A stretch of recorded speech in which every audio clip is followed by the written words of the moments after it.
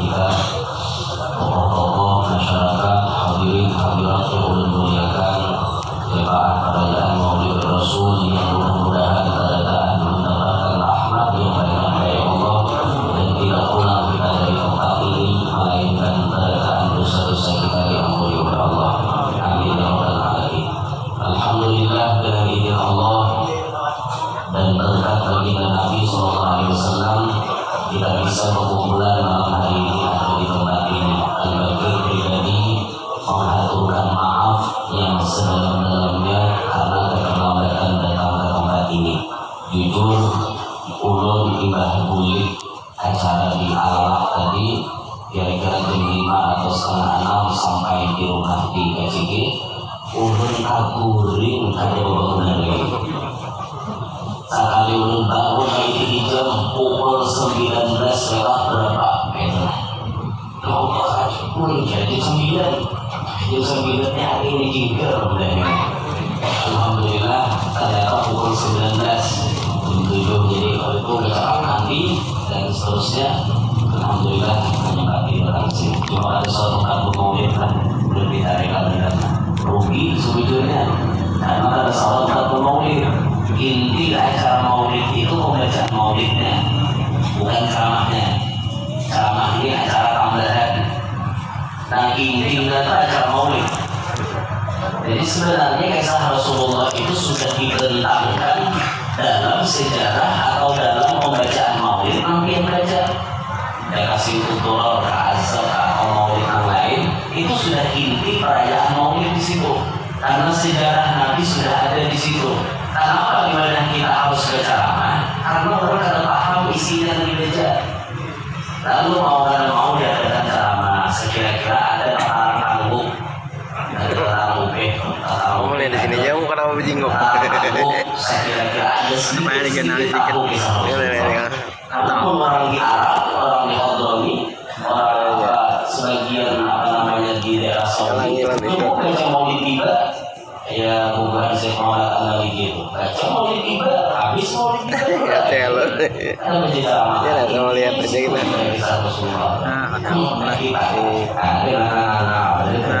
Kalangi sini kita asal melihat aja orangnya. Lihat aja.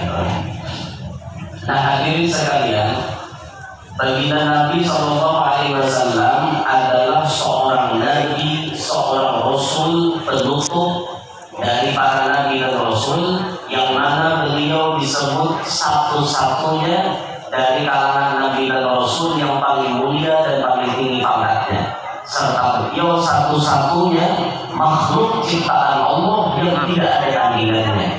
Ali menyebut pada tajibu makhluqan fil wujudi ala mithalih. Engkau kada macam menemui ada satu pun makhluk Allah yang hiripannya ada sama orangnya. Ada, pokoknya ada. Selama-lamanya ada macam ada yang bisa menandingi atau menghidupi Nabi kita Muhammad SAW. Pangkatnya tinggi, derajatnya tinggi, kemuliaannya tinggi, sahabat tinggi. Akan tetapi sebelum beliau mendapatkan ketinggian seperti itu, baginda Nabi terlebih dahulu mendapatkan ujian yang berat dari Allah, bisa dilewati oleh Nabi, maka kemudian beliau pun tidak terkalahkan pangkatnya. Karena ini Nabi yang paling tinggi makomnya, Nabi yang paling tinggi derajatnya, maka ujiannya pun paling berat daripada nabi-nabi yang lain. Coba kita lihat sejarah Rasulullah. Ketika Nabi dikehendaki oleh Allah mazhar alam semesta ini, kawinlah abah Nabi dengan mama Nabi. Hingga itu bulan Rajab dilabuh Nur itu tadi ke rahim Sayyidah Aminah. Bulan Rajabnya malam Jumat lah, bukan salah tak? Malam Jumat.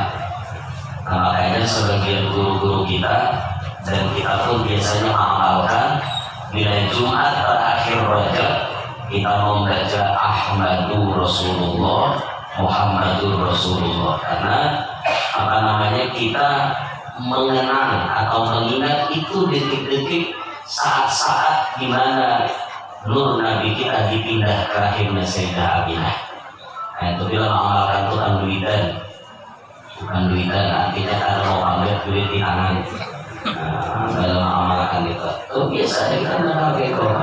Adilatnya, kalau kita hidup kalau ini nyaman, jangan kata duit, nyaman ada duit berada, mereka hari ya, kayak ini. Nah, cuman kita harus mencari syariatnya. Kira-kira kita ini hidup panduitan, jangan pandialan. Nah, diantaranya apa kak? Supaya kita panduitan, 60 bulan mulut masih ada. Bila orang mulai Fatihah baca maulid, anda duit di hadapan orang baca maulid.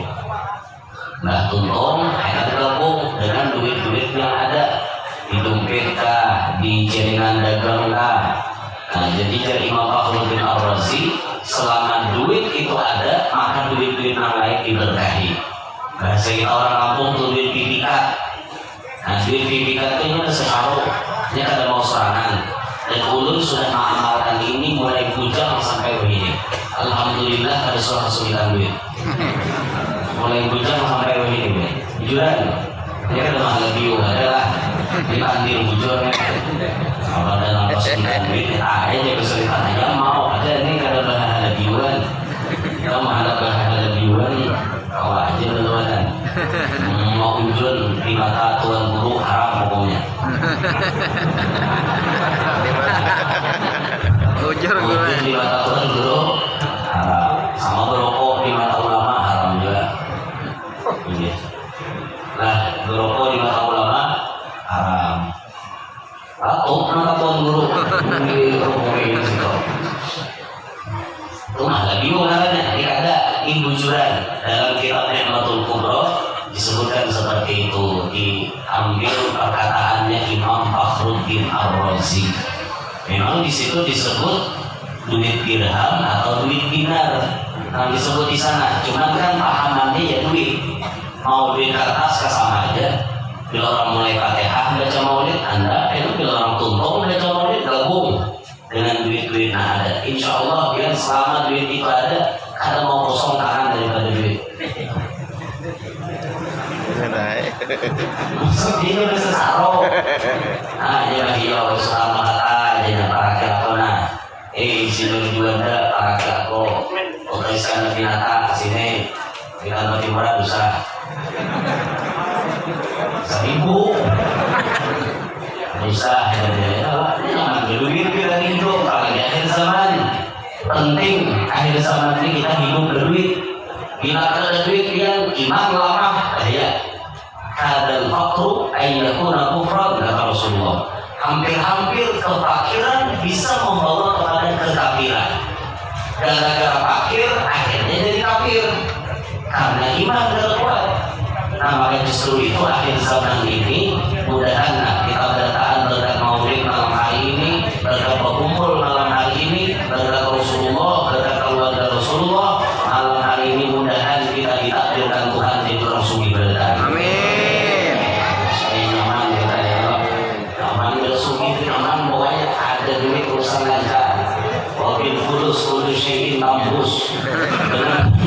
Dengan fulus berdataan sesuatu bisa ditambus ya.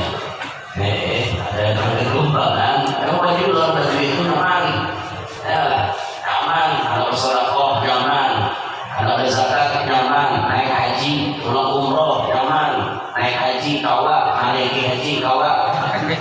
Ya berduit. Jadi kalau mau ini haji kan, ada duit itu ada orang. Bahkan di akhir zaman ini ulama-ulama pun, orang-orang saleh pun banyak yang ditakdirkan Allah jadi orang sugih. Di Quran sudah ada Allah menyebut annal arda yarithuha ibadiyas salihun. Sesungguhnya bumi diwariskan kepada orang-orang saleh. Bumi ini diunjuk Tuhan oleh orang saleh. Lalu ada yang mengomentari apabila ini terjadi, ternyata ini terjadi kata ahli tafsir fi akhir zaman, mendekati hari kiamat di akhir zaman. Semakin soleh kader seseorang, makin mudah dibukakan Tuhan pintu rezeki dan dana. Ini sudah Allah menyebut di Quran. Dan ini saatnya nih, ini masuk bab akhir zaman. Maka kalian jangan bingung bila melihat orang soleh sugih, melihat orang alim sugih, melihat guru-guru kita sugih. Jangan bingung, karena ini sudah waktunya, saatnya di mana orang soleh dapat itu. Sudah ini waktunya, sudah saatnya. Nanti kalau kita aja lagi menjaga buntung, saya kira-kira jangan maaf tuan guru kita. Ini melihat tuan guru sugih ibadah dengan dunia kan. Wah, jadi tuan guru nambah mewah-mewah kayak itu kali dia aja. Jangan kayak itu, kalau seorang kesialan. Jangan mengenali sidin, karena sidin bisa jadi ketika kita sampai ke dunia, ternyata dunia tak ada bahan dari tangan sidin. Bisa. Nah, makanya kita jangan mengerti. Nah, kalau kita hendak mendapatkan ini, mendapatkan apa namanya kenyamanan, kekayaan, luas rezeki, dan halal, solehkan diri kita. Jadikan diri kita orang soleh. Ta'asian lawan Allah, taati Rasulullah. Ta'asian lawan Allah, banyakin menjalankan sunnah Nabi. Makin soleh kita di hadapan Allah, insya Allah makin terbuka pintu untuk mendapatkan itu. Insya Allah ini sudah mulai zamannya. Ini termasuk akhir zaman namanya. Akhir zaman ini masuk akhir zaman. Kita ini hidup di akhir zaman. Tuan guru sasar sedikit. Ada yang tuan guru kita diambil di Allah. Saat-saat kita masih perlu ilmu beliau, ternyata tuan guru dijemput oleh Allah. Nah, makanya mumpung guru-guru itu masih ada, hargai keberadaan sini. Di mana sini buka majelis datangi, di mana sini membaca kitab dengari, di mana ada sini berceramah ambil manfaatnya. Tujuannya ketika sini masih hidup kita sempat berguru, sempat mengambil sana, sempat dapat manfaat dari beliau. Kalau sini sudah meninggal apa lagi? Kalau sudah mau alim musibatun la tujbar. Matinya orang alim, meninggalnya orang alim itu musibah, angkat kawan nggak apa-apa ini. Artinya ibarat ban bocor, kenapa ditambah lagi? Kalau pejabat hilang, insya Allah nama antri banyak yang mengganti.